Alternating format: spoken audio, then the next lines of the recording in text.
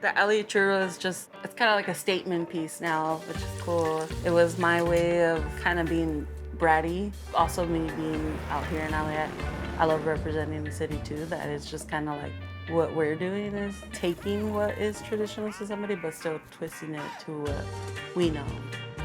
If you tell me to go one way, I'm gonna go the other way.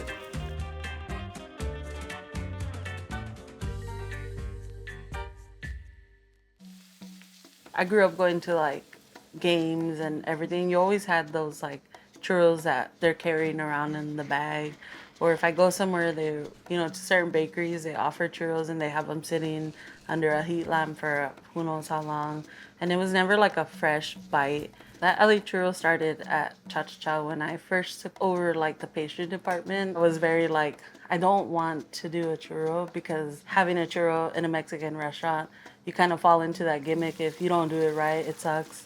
And for me, it was just very like the brat moment of like, no, I don't want to do it. And then one day just playing around with the shapes and we piped an LA sign. We were like, damn, I think I did something. It just kind of like blew up when it came to Santa Canela. I want a stadium size churro. I want it to grab people's attention. There's no sugar in our dough too. And we just cook it till like a thick paste develops, and then we take it from there to the mixer.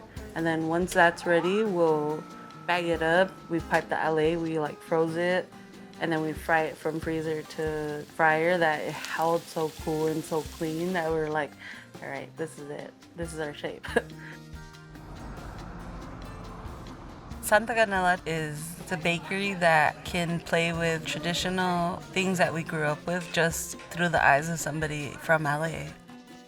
My first year at Cha, the owner kind of brought it up to me of like planning on opening a space that is a churreria, and that's why we wanted you to develop a really good churro. And they're like, how about we switch the concept to a bakery? And then it was just kind of like, oh, I'm such a restaurant person. A part of me was just like, they were putting like baby in the corner. Then it became really important to me, and now I'm like, I don't think I could see myself anywhere else now. Oh, they're cute. I could be a pastry chef now. Yeah. That's all it takes. Right? Look at me, I'm cooking. Look at me, I'm a pastry chef.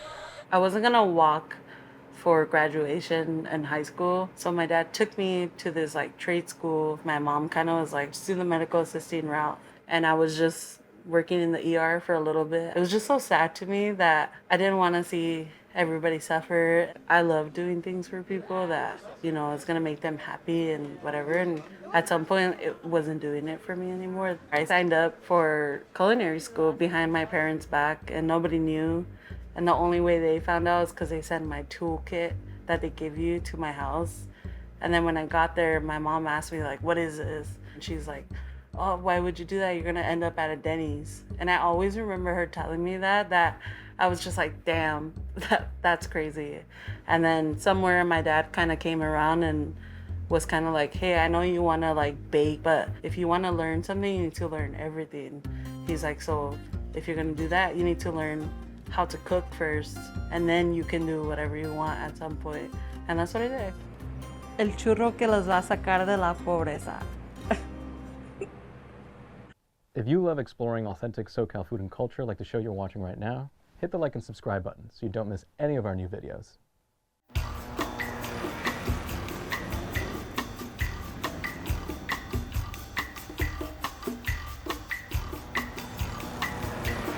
Uncle and I go way back. We go almost now 12 years. He is the executive chef of the restaurant group we work for. It's kind of like my mentor.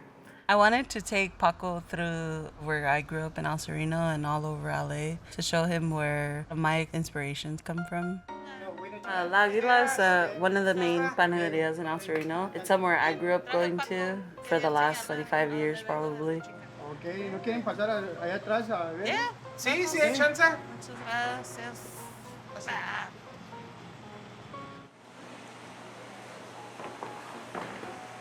Hola. Hola. ¿Cómo está? Bien, bien. Bien. ¿Qué How long quieren? have you been coming here?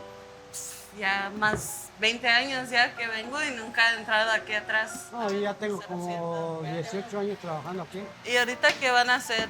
Él está tapando la conchita chiquita de la blanca y yo voy a tapar la negra. En la temporada de frío se hacen hasta 20 charolas de... It's crazy. 24 to or 24 to 100. It's crazy. So they make about 450 conchas in the winter of each kind. But they have two different sizes here that they do 9 trays of both the small and the big ones. And just 2 guys. Just 2 guys. Isn't that crazy? Muchas gracias por enseñarnos. Pero puedo ordenar una conchita de la de vainilla, ¿está bien? Yeah. Porfas. No, I mean, honestly, like, I mean, but that one's my favorite one. how much? Okay, take the one that I wanted to try, right? This is but my favorite one. how did you come up with the concha? Like, How I mean, I? did somebody teach you how to make it, or you just learned it on your own? No, I just learned it on my own. Concha to me is brioche base with some type of like either just a plain vanilla shell or a flavored shell, and then you cut it using like a shell stamp. This one we make with vanilla bean and orange blossom in here, and then I just kind of like do a little ball and I kind of hit with my palm of my hand to flatten it out, bigger than what my brioche base is here. And then I kind of just push down and I squish. I'm gonna start to like tuck in and kind of like go the opposite, one down, one up. Then I just give it one quick like stamp. And then I kind of like shape it back and then it goes on to the next ones. My first trip to Mexico, all I saw was like the concha that is like completely covered. And so that one we do one here to kind of honor that, what I saw in my time there. And my mom was from DF in Mexico. I want to uplift my mom being from DF as much as I can. We have the Santa Canela concha, which is filled with like a burnt vanilla cream. So you almost have this really cool like cinnamon crust. And then the filling inside is just like a burnt vanilla that carries this very like, I don't know what it is for me, but it's like a nostalgic like cookies and cream flavor almost. And then when you eat the entire thing, it almost tastes like horchata, which is another cool little twist. I'm half Salvadorian from my dad's side. For me, it was very important to highlight both sides of my upbringing. And I always tell people, if they ask me what I am, I'm like, oh, you know, I'm half of this and I'm half of this. And I was also born here and I'm from LA.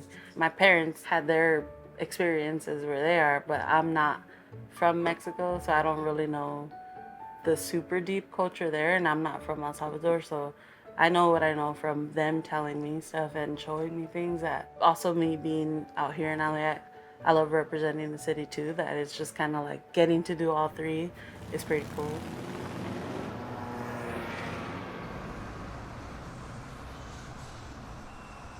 Buenos días, ¿cómo están?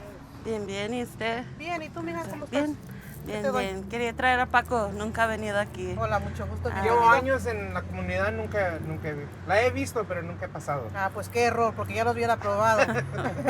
¿Qué le voy a dar? Le traje a agarrar champurrado, por favor. Okay.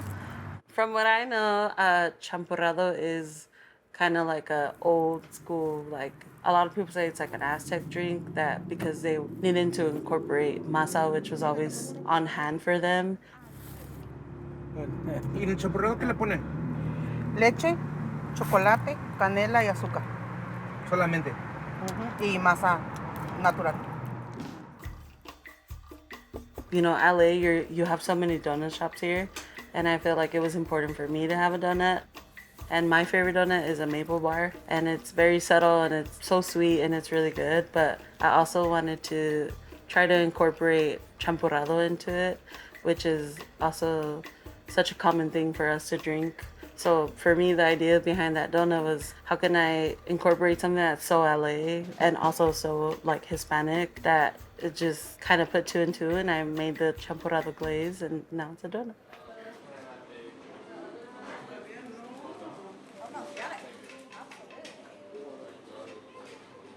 My mom is very happy. Now she's very like, it's crazy to see how much you love what you do. Basically told me and your dad, shut up, and you did what you wanted to do anyways. And you know, that for us makes like our sacrifice of coming here worth it. When she told me that, I was like, damn, that's crazy. We were taken in by the community so well here that, you know, that kind of shifted my mind of like, okay, now that we're here, how can we keep the traditions alive? And, you know, how can we be that next step for the next bakers here? Like, how do we keep the momentum alive of like what a panaderia is? I hope you enjoyed watching this episode of Rebel Kitchens as much as we enjoyed tasting all the dishes that went into it. Like, subscribe, and hit that thanks button for more great stories. And while you're here, check out this next video.